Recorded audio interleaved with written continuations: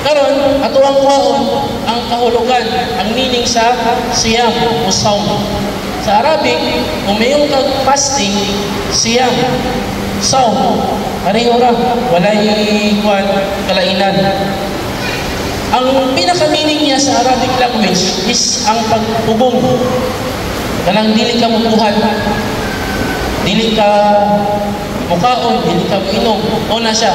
Pero sa Islamic nga Sharia, sa batas sa Islam, ang meaning sa siyam o ang pagpuasa at ta'abbud lillahi min shakhsin muayyan bil imsaki 'anil mufattirat min tulu'il fajr ila ghurubi syams. Kining kahulugan sa pagpuasa sa Ramadan, dako kayo ni siyang katabang sa atua aron masaktan nato ang atuang pagpuasa.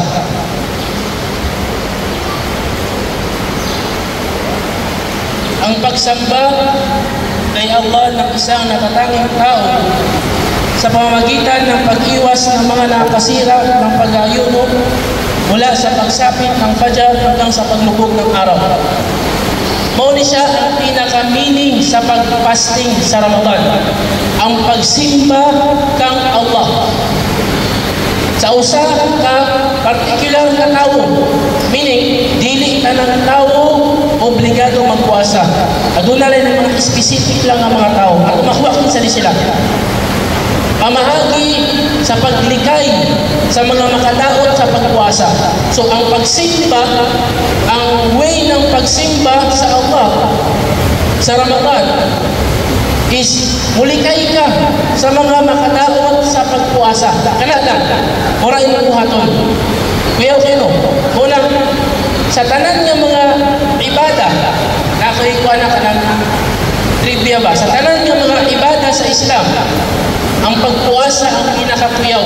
Ano man, wala kay hinuon, magpuntura ka.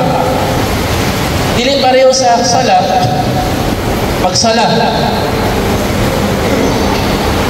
Ang sa ibuhat sa sala, si Ibadal Yusuf, magsala ka, ang sa ibuhat ni mo.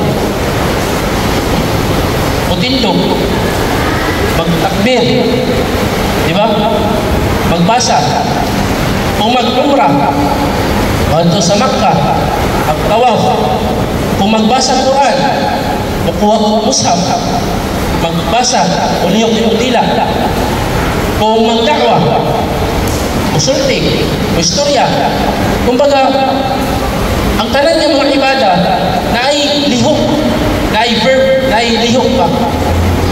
Except sa puasa, magpuntura ka, nag-ibada na ka. Di ba? Di ka mo kaon, di ka mo inom, di ka mo tulog sa iyong asawa, di rin ka magpakuwag tugo. Kana, magpuntura ka. Hanggang mo salog ang adlaw, nakahimo na kag-ibada. Kakaiba, di ba? Kanang kuyaw ba? Ang bahay sa pagpuasa. Ano sa siya?